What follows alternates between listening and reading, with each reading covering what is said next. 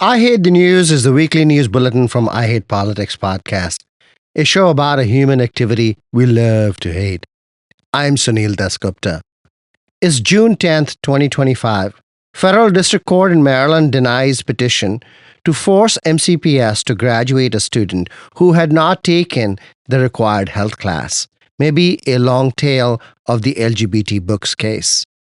The Council of the District of Columbia votes to pause Initiative 82, a referendum approved by 73% of voters, which provided a way to equalize minimum wage for tipped and non-tipped workers.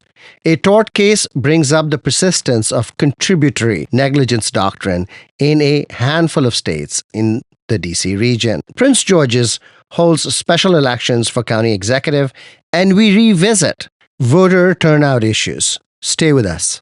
I Hate Politics is brought to you by UMBC's Political Science Program, where you'll learn to shape public policy, impact communities, and function at the center of modern society. Learn more at shadygrove.umbc.edu.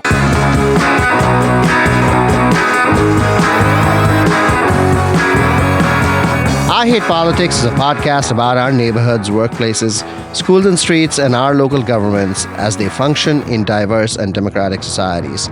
This means our politics are messy, dirty, sometimes corrupt, with often self-serving politicians. But no matter how much we may hate politics, we are never exempt from it, even when we refuse to participate. In fact, the purpose of politics is to keep society moving precisely when we don't agree with each other, like now. Music for this episode comes from CatScan, an art pop rock band from Washington, D.C.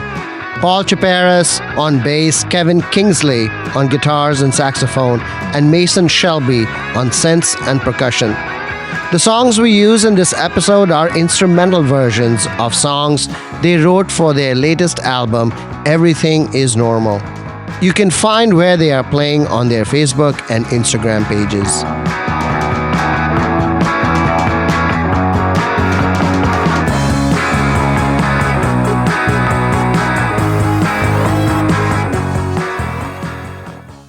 You all know about the LGBTQ books case that Montgomery County Public Schools is fighting in the U.S. Supreme Court. Arguments were heard April 22nd, 2025. We may have a decision soon. In the slipstream of that case is a lawsuit brought by Seth Gottesman of Gaithersburg, whose son at Damascus High School was not allowed to graduate because he did not complete the required health course. Gottesman filed a complaint in the Federal District Court of Maryland on May 27th, asking for an injunction against the school district to allow his son to graduate. Like the LGBTQ books case, Gottesman's argument was based on religious objection to the health curriculum, which the complaint says includes mandatory governmental teaching of minors in matters related to LGBT, sexual orientation, and/or gender identity. To graduate from a MCPS high school, students are required to complete a one-credit health education course composed of 6 units: mental and emotional health, substance abuse prevention, family life and human sexuality, safety and violence prevention, healthy eating, and disease prevention and control. The state of Maryland, by law, allows families to opt out of the family life and human sexuality unit. But Gottesman argued that LGBT sexual orientation and gender identity materials are not just limited to the family life and human sexuality unit, but rather spread out throughout the entire health course. He claims to have seen internal MCPS direction, and accordingly, he asked that his son be exempted from the entirety of the health course. Gottesman says he has been battling MCPS on this since 2022 when his son was a freshman in high school. But the school district, he says, did not address his concerns or provided timely communication. In March and April of 2025, Gottesman's petition says he received notice that his son would not graduate. He appealed but was denied. His petition to the Federal District Court came 3 days before Damascus High School was to hold its 2025 graduation ceremony on May 30th. The federal district court in Maryland denied Gottesman's demand for injunction. His son has not graduated. It is unclear what will happen next. Both Gottesman and MCPS are not giving interviews. What is clear, however, is that these types of lawsuits are likely to increase in the aftermath of the LGBTQ books case, where the plaintiffs also wanted curriculum exceptions based on religious grounds. The Gottesman case goes further to attack the health course itself, which the LGBTQ books case had not. The Supreme Court decision could be really far-reaching.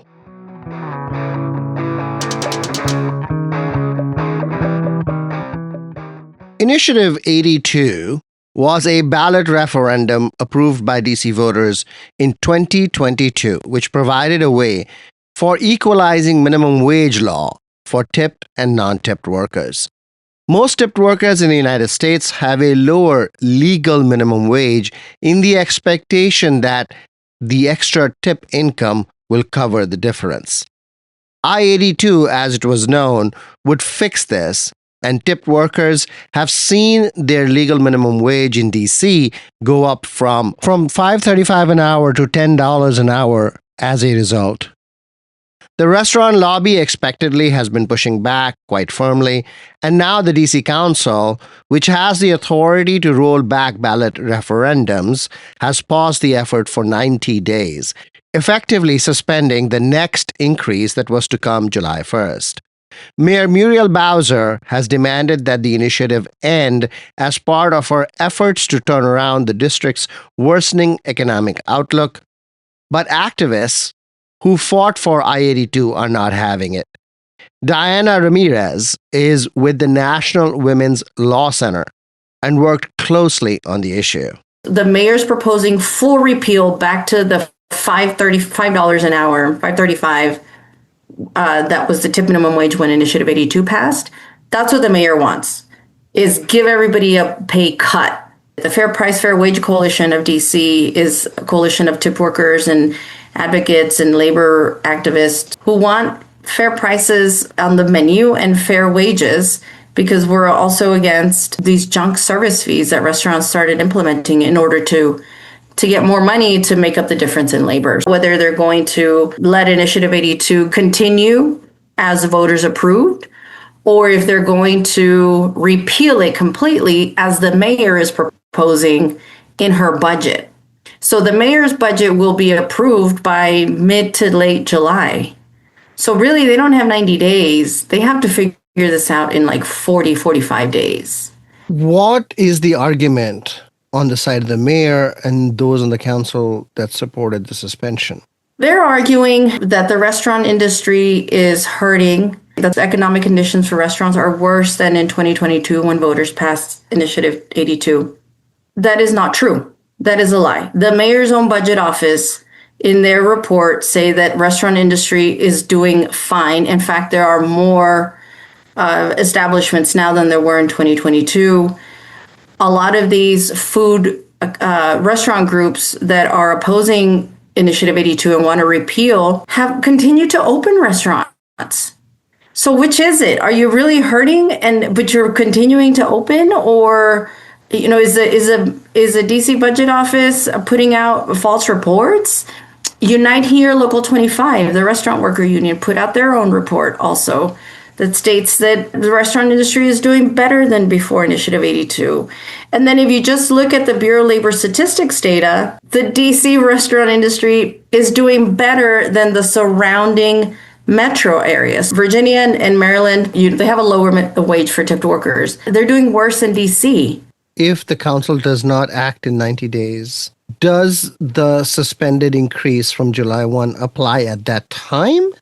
Or now are we on a different schedule and the new increase will happen July 2026? That is a good question. I'm not sure. There is no compromise here, because what the council said is, we have to figure out, we have to come to the table with the restaurant association and industry and operators and workers. There is no compromise. Voters approved this twice. So to ask, to what is it that you want? Do you want the full wage? Do you want half the wage? No, full stop. Why are we here? Voters approved this twice.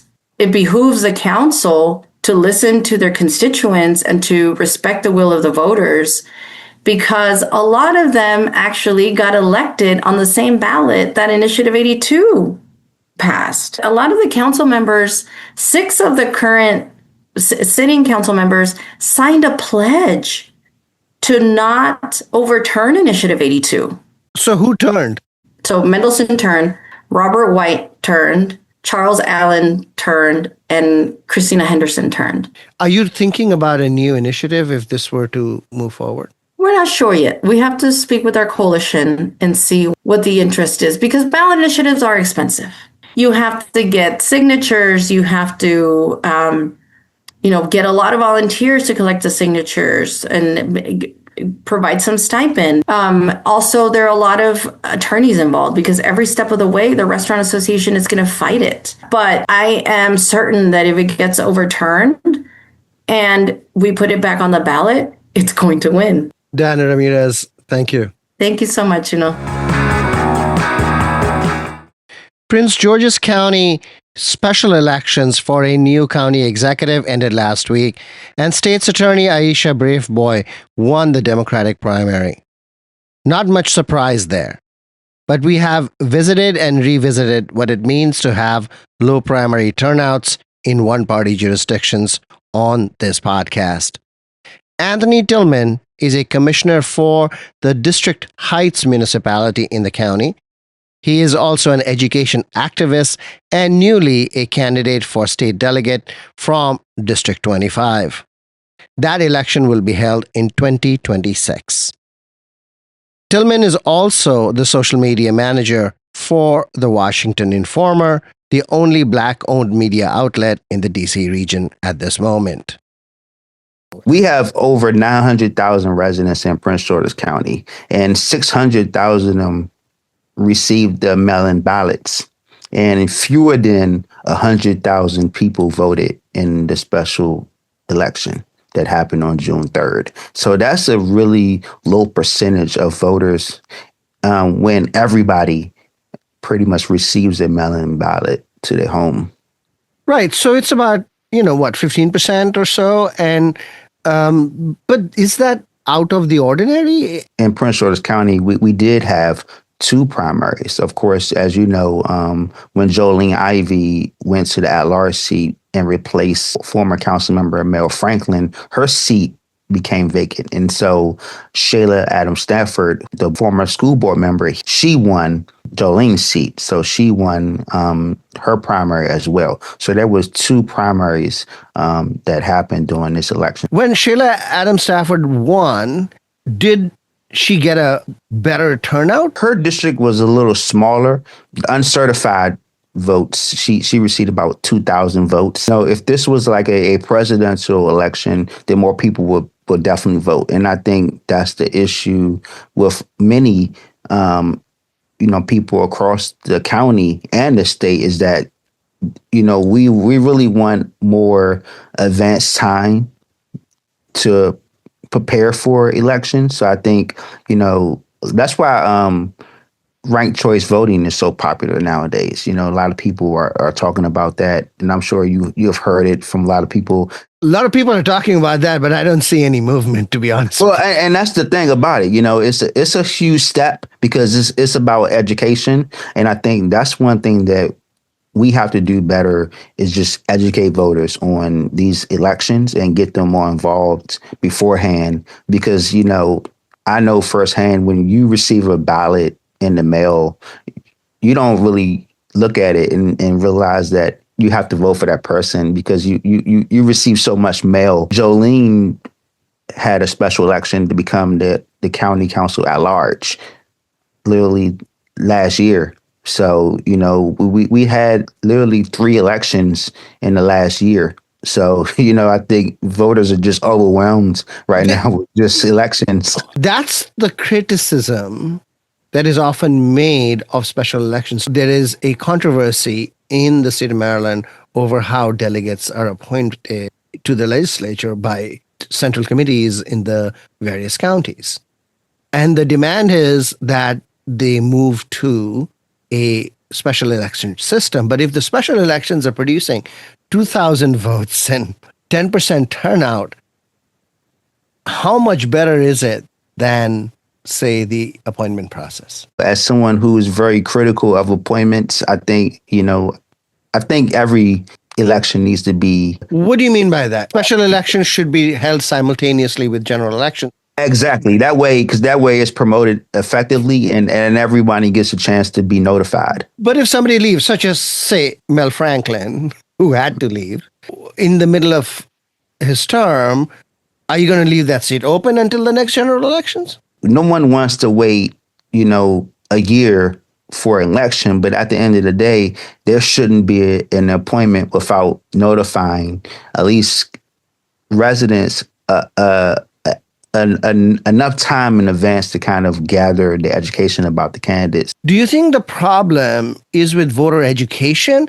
or voter apathy? Can education even overcome that apathy? I think it can. I think if we really give voters the chance to research in enough time. If not 45 days, how long do you want? At least 2 months. I think our Central Committee need to do a better job of advocacy. I think they need to get out more and educate But voters. you know that by the bylaws, they can't really get involved in the primary. And Central committees, by their bylaws, do not get involved in their primary because they are the same party. So the Central Committee can't really work there.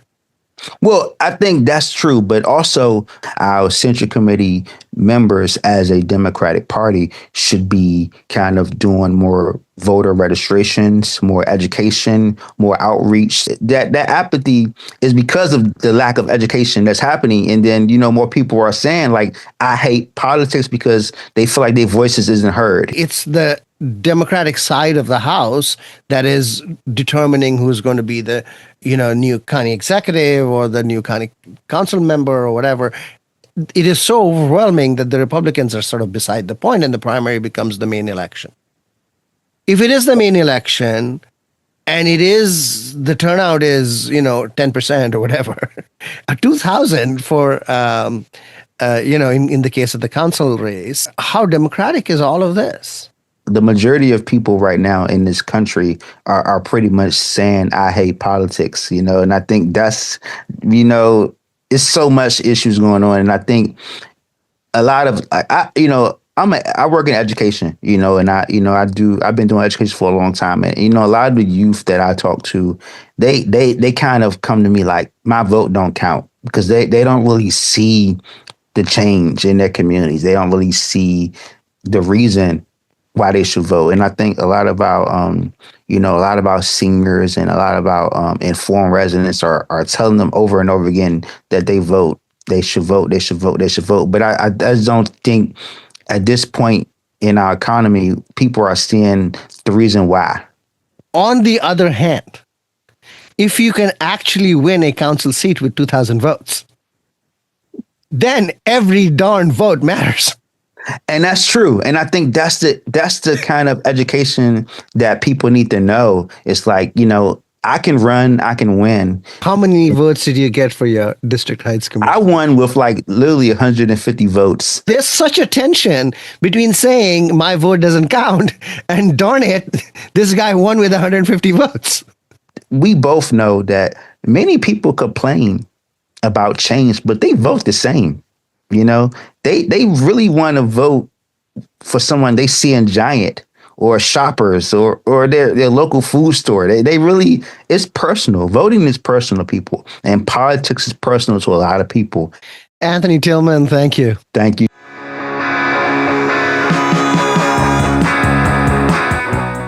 Tort law reform is a long-standing fight in the United States.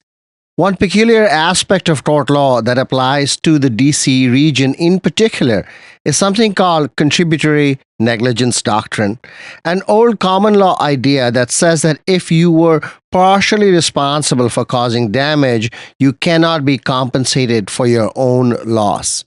Contributory negligence, as law applies to Maryland, Virginia, DC, North Carolina, and Alabama. That's it. Everywhere else, the legal doctrine in practice is called comparative negligence, where a party responsible for damage can be partially compensated for loss. David Muncy is a partner with the Columbia, Maryland personal injury law firm of Plaxton Adler Muncy, and he filed recently in a case for reconsideration of the doctrine in Maryland Supreme Court. Daniel Goldman is his client. Mr. Goldman's riding his motorcycle. It's around 11 in the morning. He's on what I would call a country road in Montgomery County, Mount Zion Road, sort of the Brookville area. There's a vehicle in front of him. They're coming up to a T intersection. So there's a road coming from the left that, dead ends into the road that they're traveling on. The vehicle in front of them basically at the last moment decides they want to make that turn. They hadn't signaled, they hadn't slowed down. So they just slam on their brakes. Mr. Goldman basically had three choices. He could try to go to the left, which probably would have meant he hits that car as it turns. He could run into the back of the car, or he could do what he was trained as a motorcycle. When you get your motorcycle license, you're trained to try to avoid collisions by going to the right. So he went to the right to try to avoid the collision. Unfortunately, hit some gravel on the shoulder. The bike laid down, and he had some pretty serious injuries. He had a collapsed lung, a broken collarbone, and a broken leg that required surgery.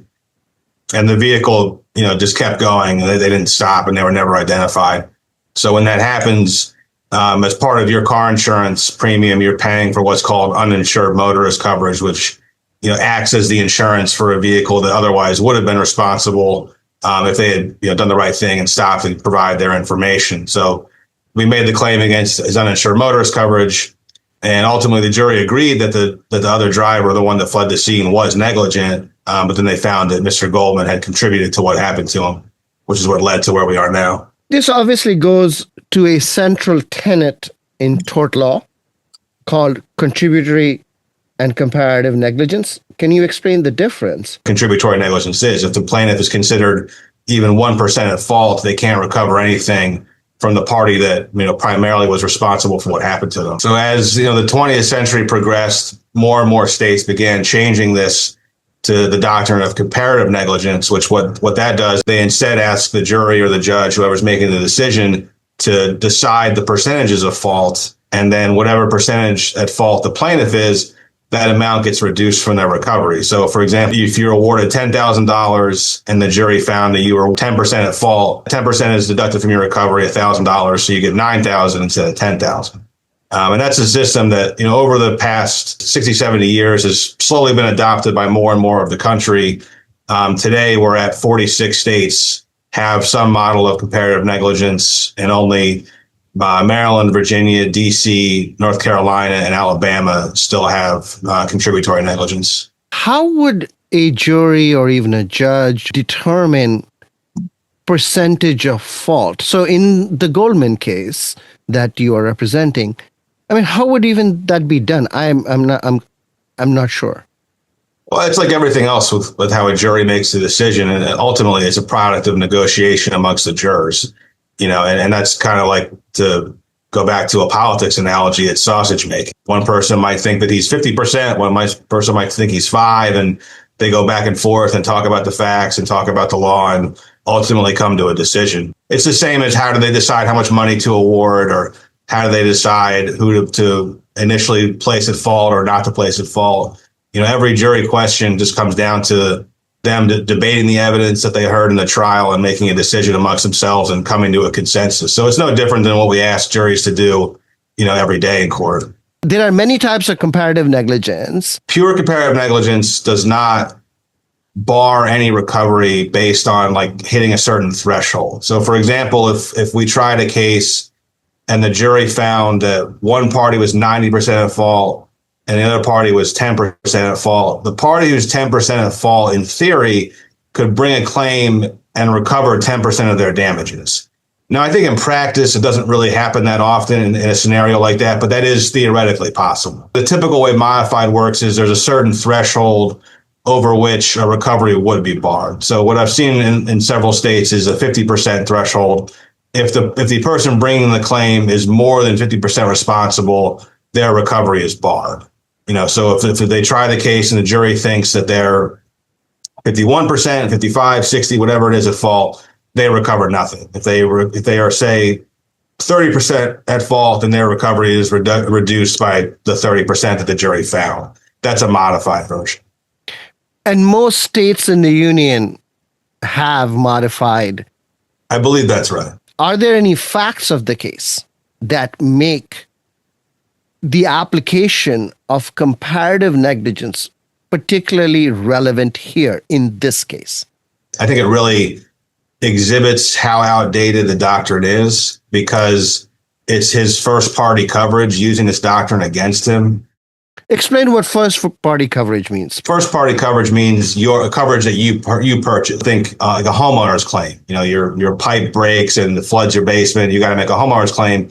It's sort of the mundane aspect of what happened that makes it relevant. This is not some insane factual situation that occurred. This is the kind of thing that happens every day. And it just still illustrates that, this is a widespread thing where this can be used against an injured party to prevent them from getting a recovery, for what I would say are relatively garden variety facts of an accident. A big issue in tort law is the balance between plaintiffs and defendants. Maryland already has a poor reputation for doing business in the state. Would changing tort law to benefit plaintiffs make this worse?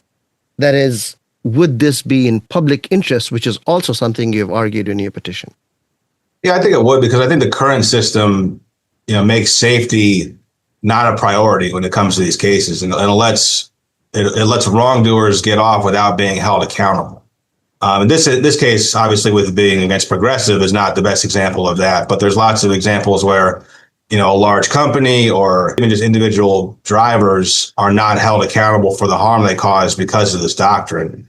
And think of like a trucking company. They have trucks on the road that are not safe, and if they can get out of paying damages because the jury thinks that the injured party is slightly responsible, that doesn't give them an incentive to be safer, to put safer vehicles on the road, safer drivers on the road. So I think ultimately it makes the state less safe, makes the citizens of the state less safe, and that increases healthcare costs and all kinds of other things that go into public policy.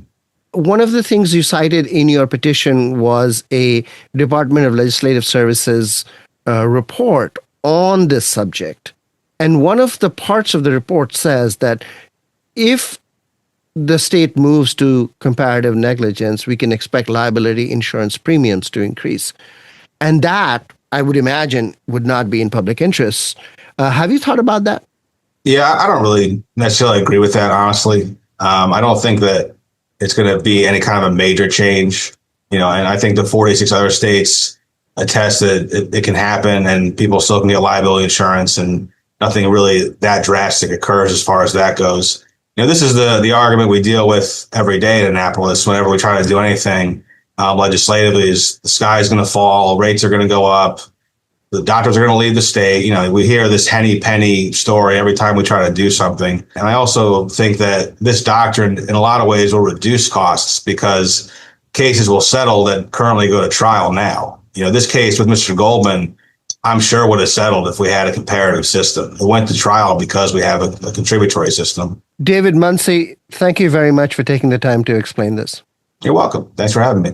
The Maryland Supreme Court has not yet decided to take on David Munsey's case.